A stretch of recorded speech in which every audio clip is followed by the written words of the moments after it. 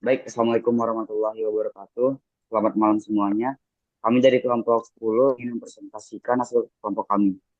Sebelumnya, perkenalkan, saya Fikri Ramadan sebagai moderator. Selanjutnya, Saya mau Fadilah Saya Andika Zaki. Saya Muhammad Farkanur Faruzi. Dan saya yang terakhir Maulana Edo Irfansyah. baiklah, langsung saja kita masuk ke pembahasan materi kelompok kita. Yang pertama, latar belakang.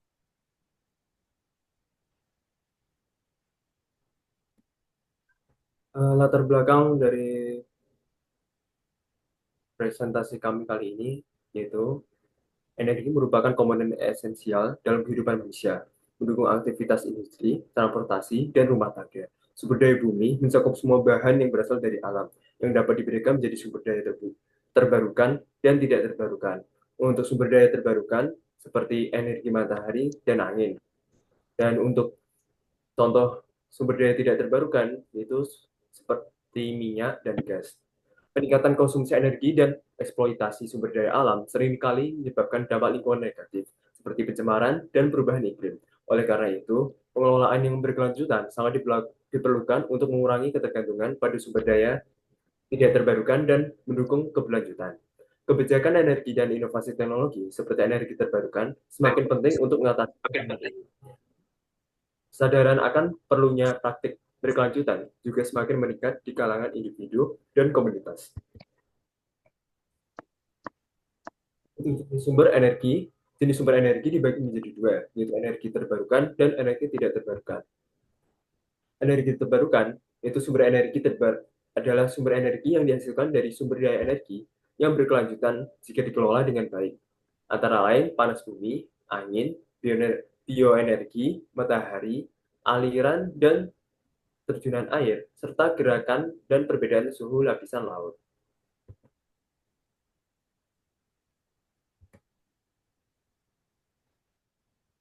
Yang pertama yaitu energi surya. Energi surya adalah energi yang bersumber dari sinar matahari. Selain membantu tumbuhan dalam melakukan fotosintesis, ternyata sinar matahari juga memiliki fungsi yang tak kalah penting bagi kehidupan manusia, yaitu sebagai alternatif pembangkit listrik. Hal itu dilakukan dengan cara panel surya. Panel surya berfungsi untuk mengonversi sinar matahari menjadi energi listrik.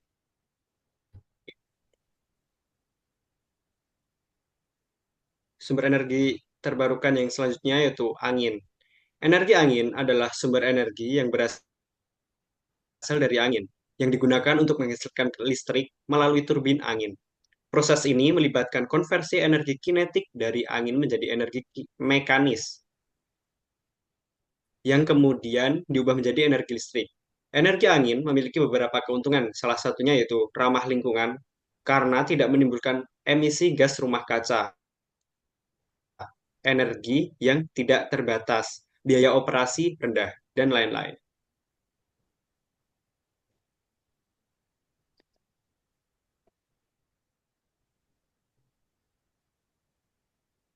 Yang selanjutnya, energi air. Energi air merupakan salah satu alternatif yang umum digunakan sebagai pengganti bahan bakar fosil. Sumber energi ini diperoleh dari eksploitasi energi potensial dan kinetik yang dimiliki oleh air. Saat ini, sekitar 20% dari total konsumsi listrik dunia dipenuhi oleh pembangkit listrik tenaga air.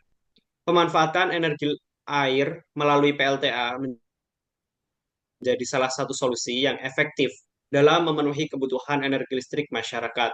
Dengan memanfaatkan potensi alam yang dimiliki, PLTA mampu menghasilkan energi listrik secara berkelanjutan tanpa mengandalkan bahan bakar fosil yang semakin terbatas dan merusak lingkungan.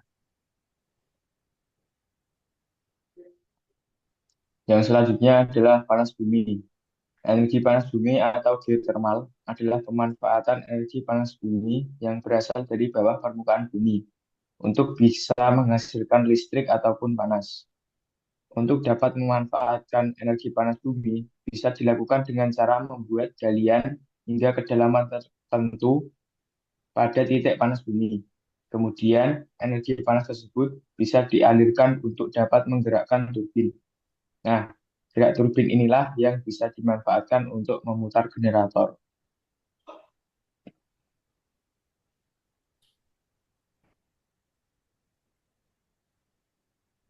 Biomasa. Energi biomasa adalah contoh energi terbarukan yang mengacu pada bahan biologis. Bahan biologis tersebut berasal dari organisme yang belum lama mati atau masih hidup. Biomasa juga dihasilkan melalui proses fotosintesis, baik berupa produk ataupun buangan. Contoh dari biomasa yakni pepohonan, ubi, rumput, tanaman, limbah, dan kotoran ternak. Biomasa bisa digunakan sebagai sumber bahan bakar. Ada 3 bentuk biomasa yang bisa digunakan, yakni biomasa cair, padat, dan gas. Energi tidak terbarukan. Sumber energi tidak terbarukan adalah sumber energi yang tidak dapat diperbarui dan ketersediaannya terbatas di alam. Sumber energi ini akan habis jika digunakan terus-menerus dan tidak dapat digantikan lagi. Sumber energi ini tidak bisa diganti dengan cara natural dalam tempo yang lebih cepat. Contoh dari energi tidak terbarukan adalah batu bara, minyak bumi, dan gas alam.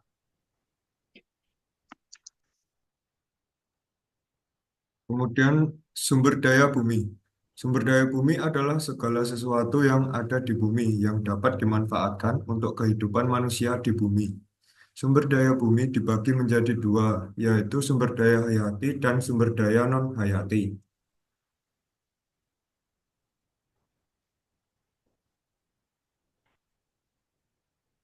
Yang pertama, sumber daya hayati. Sumber daya hayati adalah sumber daya bumi yang berasal dari hewan dan tumbuhan.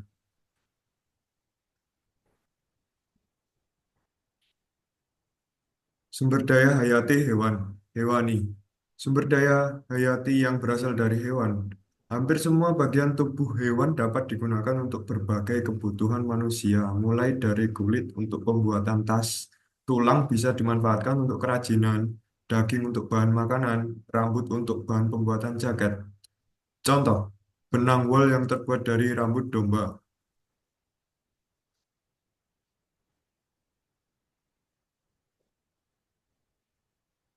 Sumber daya hayati nabati.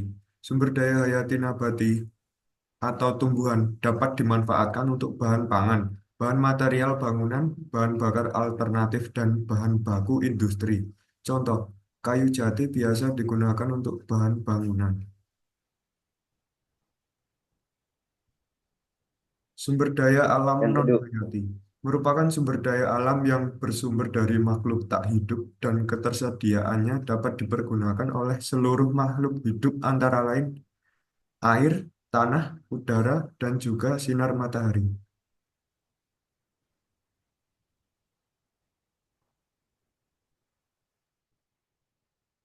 oke. Untuk yang pertama adalah tanah. Tanah adalah lapisan bumi bagian atas yang terbentuk dari pelapukan batuan dan bahan organik yang hancur oleh proses alamiah. Tanah termasuk sumber daya alam yang dapat diperbarui karena tanah terbentuk dari bahan-bahan sisa makhluk hidup yang telah mati, seperti dahan, daun, ranting, kotoran pohon. Hewan juga bisa terurai oleh hewan yang kecil seperti tanah. Tanah memiliki manfaat yang sangat besar bagi kehidupan manusia. Tanah dimanfaatkan oleh manusia selain sebagai lokasi tempat tinggal, juga untuk menanam berbagai macam tumbuhan yang berguna bagi manusia.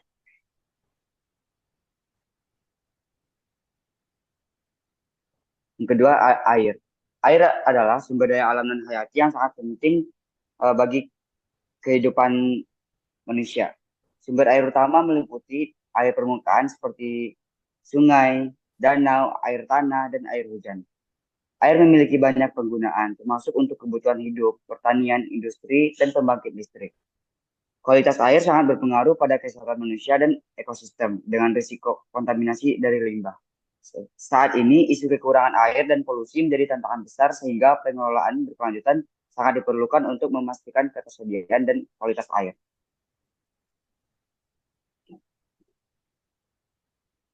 Selanjutnya adalah barang tambang.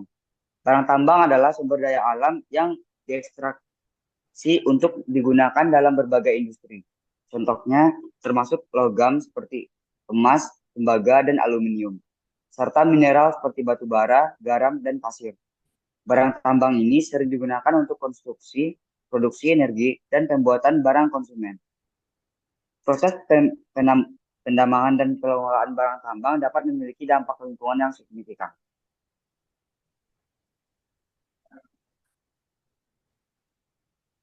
Oke, jadi kesimpulannya adalah sumber energi itu dibedakan menjadi dua kategori utama, yaitu energi yang terbarukan dan tidak terbarukan. Energi terbarukan seperti matahari, angin, dan air memberikan solusi yang lebih berkelanjutan dan ramah lingkungan, serta berpotensi mengurangi dampak perubahan iklim. Selain itu, energi tidak terbarukan termasuk minyak, batu bara, dan gas alam, yaitu memiliki batasan dan dampak lingkungan yang lebih signifikan. Oleh karena itu, penting untuk mengurangi penggunaannya sambil mencari energi yang lebih bersih dan berkelanjutan.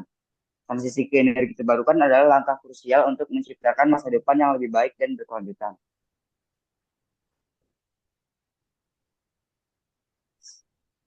Oke, sekian dari presentasi kami kali ini. Mohon maaf jika ada kesalahan kata atau ucapan.